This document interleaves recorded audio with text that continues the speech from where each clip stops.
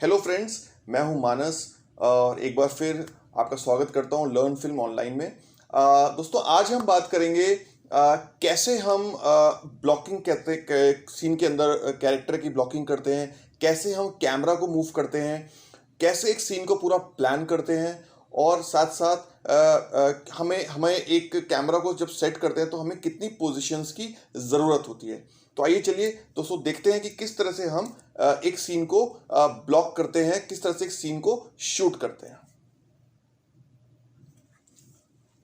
दोस्तों, एक बड़ी ही फेमस फिल्म है राजकुमार हिरानी की, थ्री इडियट्स। उम्मीद करता हूँ आप सभी ने देखी होगी। आज हम एक थ्री इडियट्स का एक छोटा सा सीन लेते हैं और उस सीन में हम कोशिश करते हैं ये जानने की कि कैसे उस सीन को शूट किया गया होगा। फिल्म के अंदर तो वो सीन कुछ मिनट्स का होता है, लेकिन ऑब्वियसली एक सीन को शूट करने से पहले काफ़ी प्लानिंग करनी पड़ती है। पहले तो एक स्क्रिप्ट फाइनलाइज होती है, फिर उस स्क्रिप्ट के हिसाब से एक शूटिंग स्क्रिप्ट लिखी जाती है, फिर उस शूटिंग स्क्रिप्ट के हिसाब से बाकी और भी चीज़ें होती हैं, जैसे कि आर्ट डायरेक्शन हो गया, प्रॉप्स हो गए, कैरेक्टराइजेशन, जो कैरेक्टर्स रोल प्ले करेंगे, साथ साथ कैमरा को लेकर के, लाइटिंग को लेकर के बहुत सारी तैयारियां होती हैं। तो ये एक बहुत बड़ा एक प्रोसेस है दोस्तों, बहुत ही टीडियस जॉब होता है, बहुत ही ज़्यादा मेहनत का काम है। जब हम फिल्म देखते हैं तो हमें लगता है कि ये सीन तो बहुत आसान सा सीन था, आराम से हो गया होगा, लेकिन अगर हम उसके पीछे की मेहनत देखेंगे, उसके पीछे की पूरी प्लानिंग को देखेंगे तो हमें अंदाज़ा लगेगा कि कितना मुश्किल काम है फिल्म को शूट करना। तो आइए चलिए दोस्तों, मैंने आपके लिए कुछ एक सीन के लिए छोटा सा एक फोटोग्राफ बनाया हुआ है, एक प्रॉपर एक शॉट बाय शॉट एक डॉक्यूमेंट बनाया हुआ है, जिसको मैं अभी आपको दिखाता हूँ। उस डॉक्यूमेंट में हम पाएंगे कि एक सीन है फिल्म के अंदर, जब फरहान का जो कैरेक्टर है फिल्म का, वो अपने पेरेंट्स को कन्विंस करने के लिए घर जाता है।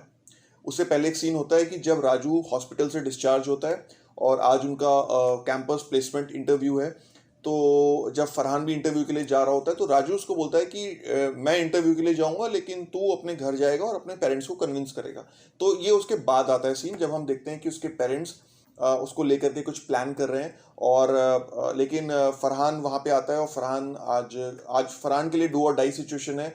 वो अगर आज कन्विंस करने में सफल रहा तो बहुत अच्छा है, उसकी लाइफ सेट हो सकती है। अगर नहीं कर पाया तो भी उसके लिए बहुत बड़ा एक सेटबैक हो सकता है, बहुत बड़ा एक निराशा का दिन हो सकता है। तो ये जो सीन है दोस्तों, एक बार इस इमेज को देखिए। ठीक है, अभी इसमें जो सेटअप वगैरह लिखे हुए हैं इनके बारे में मैं आपको बताता हूँ।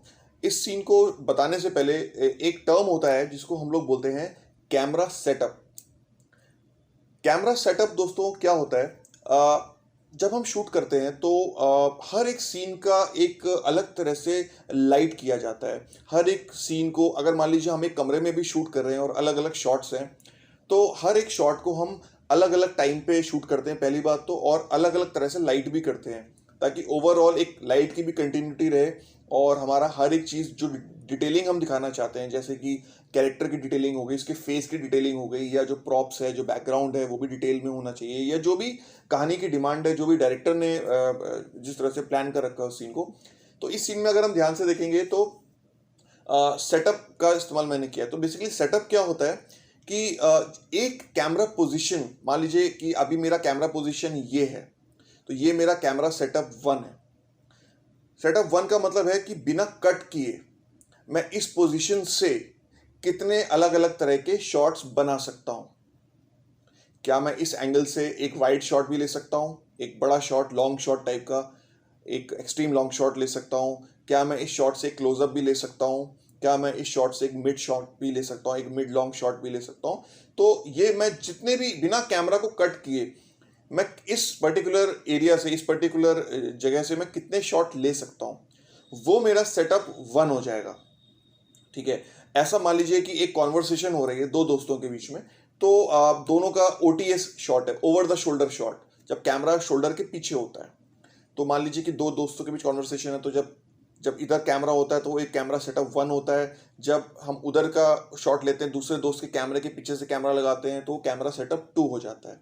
तो जितनी बार भी कैमरा फिजिकली अपनी पोजीशन को चेंज करेगा कट के साथ, वो हमारी setup camera setup position change हो जाती है। ठीक है, तो इस सीन में जो अभी मैंने आपको दिखाया था, इस सीन में टोटल कितने कैमरा सेटअप हैं, आइए अब हम जानते हैं। सबसे पहले दोस्तों, आप देखेंगे कि स्क्रीन पे आपको एक फ्लोर डायग्राम दिखाया हुआ है, जिसमें हमने क्या किया है कि इस पूरे सीन को डिवाइड किया गया है। फॉर एग्जाम्पल अगर आप देखेंगे इस सीन को, तो जो राइट साइड में आपके फ्लोर डायग्राम में जो आपको जगह दिख रही है वो रूम है जहाँ पे ये सीन स्टार्ट होता है। तो अगर आप कैमरा सेटअप 1 का शॉट देखेंगे तो आप देखेंगे कि जो फरहान के फादर और जो मदर हैं वो इस वाले रूम में खड़े हुए हैं, और वो they are talking about Farhan के बारे में बात कर रहे हैं कि आज उसका रिजल्ट आने वाला है। और उसके फादर ने, चूंकि वो अपने बेटे को इंजीनियर बनता हुआ देखना चाहते हैं, तो वो अपने बेटे के लिए एक लैपटॉप लेके आए हैं पहले से, एक प्रेजेंट के तौर पे जो उसको देंगे। वो वेट करेंगे, अभी फरहान आएगा, अपने इंटरव्यू का रिजल्ट बताएगा और मैं उसको एक लैपटॉप दूंगा।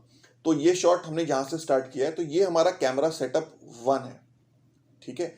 लेकिन दोस्तों अगर आप ध्यान दें तो अगर आपने ये फिल्म देख रखी है, अगर नहीं देखी तो एक बार आप दोबारा देख सकते हैं, इस सीन को दोबारा देख सकते हैं, तो आप पाएंगे कि इस सीन का जो एंडिंग शॉट है वो भी सेम शॉट है, ठीक है। जब उसके फादर आते हैं उस लैपटॉप को बंद करके बोलते हैं, अपना डिसीजन लेते हैं कि बेटा तुम्हें कौन सा कैमरा पसंद है, तुम अपने लिए कैमरा ले आओ। देन देयर इज एक इमोशनल मोमेंट आता है जब वो बेटा फादर को हग कर लेता है, and all the three of them are quite happy now. तो वो जो शॉट है और जो ये शॉट है, ये दोनों एक ही कैमरा एंगल से लिए गए हैं। तो ये कैमरा सेटअप 1 है, ठीक है। तो दोस्तों आपने देखा कि जहाँ पे कैमरा सेटअप 1 है, हालांकि वो सीन बाद में आता है, वो शॉट बाद में आता है जब वो फाइनल डिसीजन लेता है, लेकिन शूट वो इसी टाइम पे किया गया। क्योंकि जब हमने इस शॉट को लेने के लिए, कैमरा सेटअप 1 को लेने के लिए कैमरा प्लेसमेंट किया, तो हमने एक लाइट का भी सेटअप किया कि दूर लाइट क्या लगानी है, इस कमरे में क्या लाइटिंग होगी। तो हमने क्या किया, बिना क्योंकि हम अगर इसी शॉट को दोबारा से शूट करेंगे, बाहर ले जाकर के कैमरा फिर वापस आके इस सेम शॉट को लेंगे, तो शायद लाइटिंग की डिसकंटिन्यूटी हो जाएगी, लाइटिंग को हमें दोबारा अरेंज करना पड़ेगा और शायद वैसी अरेंजमेंट एग्जैक्टली ना हो पाए, तो जर्क आ सकता है सीन में। तो हमने क्या किया, हमने इसी टाइम पे उसकी एंट्री का शॉट भी ले लिया। तो ये हमारा कैमरा सेटअप 1 है। लेकिन इस कैमरा सेटअप 1 से आपको ओपनिंग ऑफ द सीन भी मिल रहा है और क्लोजिंग ऑफ द सीन भी मिल रहा है, ठीक है।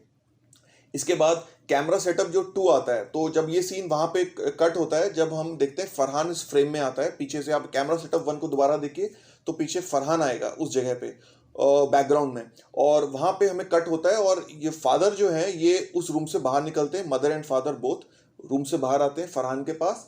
और यहाँ पे जो कैमरा जो सेटअप देख रहे हैं वो है कैमरा सेटअप 2, जो कि फरहान के शोल्डर के ऊपर से लिया गया है।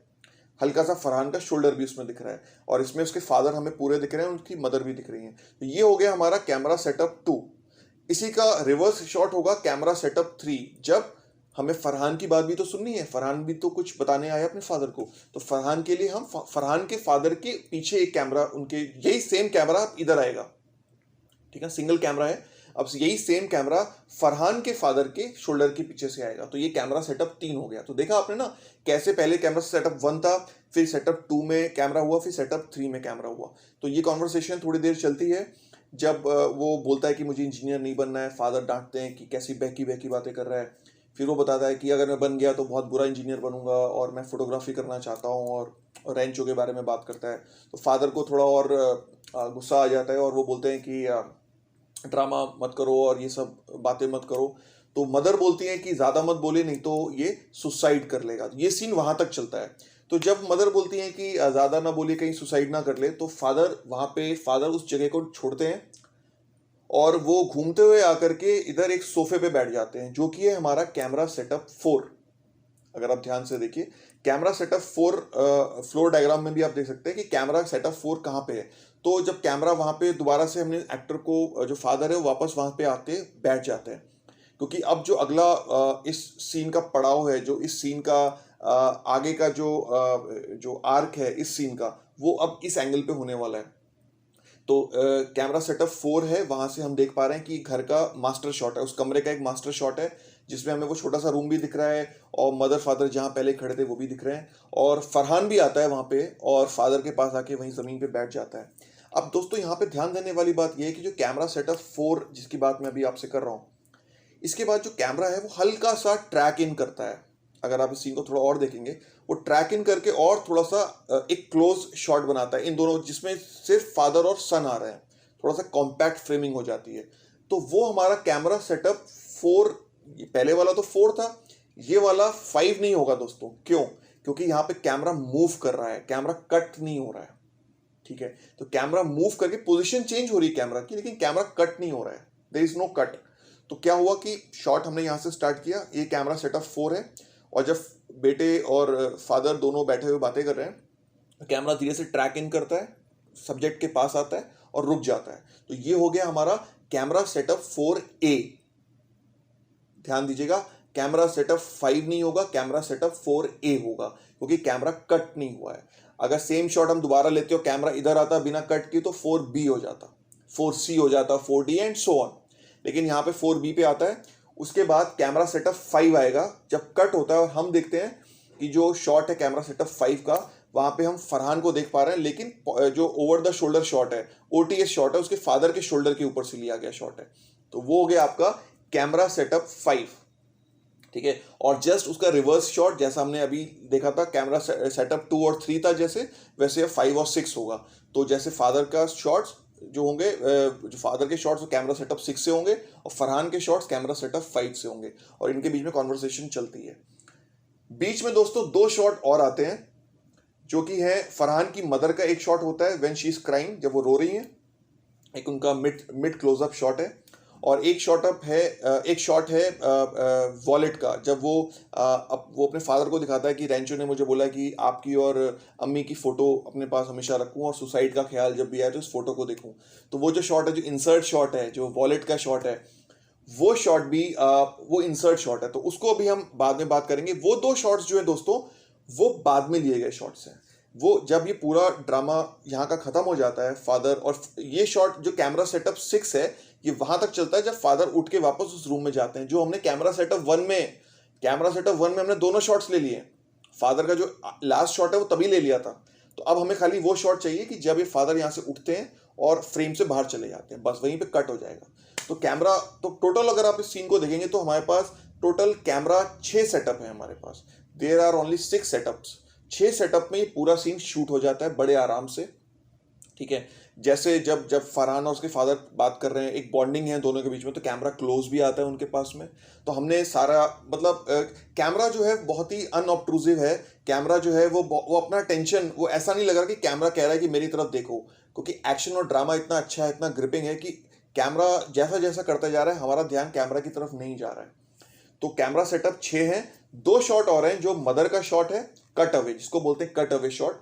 तो मदर का जो कट अवे शॉट है, वो अगर आप ध्यान दें तो कैमरा सेटअप जो 2 है, जो कैमरा सेटअप 2 में जो फादर का शॉट आ रहा था, उसी पॉइंट से मदर का भी कट अवे निकाला गया है। थोड़ा सा लेंस का मैग्निफिकेशन चेंज किया गया है। अगर आप दोनों शॉट्स को देखिए, मदर का कट अवे देखिए और कैमरा सेटअप 2 को देखेंगे, तो आप पाएंगे कि दोनों का एंगल सेम ही है, खाली मैग्निफिकेशन थोड़ा सा लेंस का चेंज किया गया है। तो उसी सेटअप से, कैमरा सेटअप 2 से ही मदर का कट अवे भी निकल आया है, ठीक है। तो हमने सेटअप 7वां 8वां सेटअप नहीं बनाया, हमने कैमरा सेटअप 2 में ही एक कट अवे भी निकाल लिया। साथ ही साथ एक इंसर्ट शॉट हमने बाद में लिया, एक कैमरा को बिल्कुल क्लोज रखा, जैसे ही उसमें वॉलेट आया हमने उसका एक शॉट ले लिया, बस हमारा काम खत्म। तो एक सीन को हमने देखा कि किस तरह से हमने सिंप्लीफाई कर दिया अलग अलग कैमरा सेटअप्स में, ठीक है। तो दोस्तों, शूटिंग एक बहुत ही टीडियस जॉब है, बहुत ही मेहनत का काम है, लेकिन अगर उसको एक प्लानिंग के साथ किया जाए, एक प्रॉपर ब्रेकडाउन करके किया जाए, तो शूटिंग बहुत ही आसान हो जाती है। जैसा कि अभी आपने देखा कि एक बहुत ही कॉम्प्लिकेटेड सीन है या एक इमोशनल सीन है, इसको हमने किस तरह से ब्रेकडाउन कर दिया अलग अलग 6 सेटअप्स में, और पूरा सीन हमने आराम से शूट कर लिया। क्योंकि दोस्तों, शूटिंग में पैसा और टाइम दोनों ही जा रहा है, हमारे लिए दोनों ही बहुत कीमती है। हमें अपना पैसा भी बचाना है, हमें फालतू पैसा नहीं देना है। शूटिंग में बजट बहुत बड़ा रोल प्ले करता है, साथ साथ हमारा टाइम भी बहुत कीमती है। तो और टाइम जब ज़्यादा जाता है तो यूनिट को भी ज़्यादा देर तक होल्ड रखना पड़ता है, एक्टर्स को भी रखना पड़ता है, उनको भी पे करना पड़ता है। तो अगर हमारा पूरा प्लान्ड होगा ये सिस्टम, तो हम अच्छे से शूट कर पाएंगे। तो दोस्तों, ये थी एक और टिप जिसमें हमने डिस्कस किया कि किस तरह से कैमरा को ब्लॉकिंग करते हैं, कैमरा सेटअप्स क्रिएट करते हैं, और ताकि आपको डायरेक्शन में मदद मिलती है। इसी तरह के ढेरों टिप्स हम आपको देते रहेंगे। इसके अलावा आप हमारी वेबसाइट www.learnfilmonline.com पे जाकर के आप हमारी इन्फॉर्मेशन पढ़ सकते हैं, सिनेमा के बारे में और भी जानकारियाँ प्राप्त कर सकते हैं। साथ ही साथ इस चैनल को सब्सक्राइब करें और अपने दोस्तों को भी इसके बारे में बताएं, ताकि ज़्यादा से ज़्यादा लोग इन्फॉर्म्ड हो सकें, ज़्यादा से ज़्यादा लोग समझ सकें, सीख सकें। तो दोस्तों इसका जो डिस्क्रिप्शन है वहां पे आपको एक और लिंक मिलेगा जहां से आपको सारी जानकारियां मिल सकती हैं। तो मिलेंगे दोस्तों जल्दी एक अलग टिप के साथ, एक और अच्छी टिप के साथ। तब तक के लिए सी यू, टेक केयर, बाय।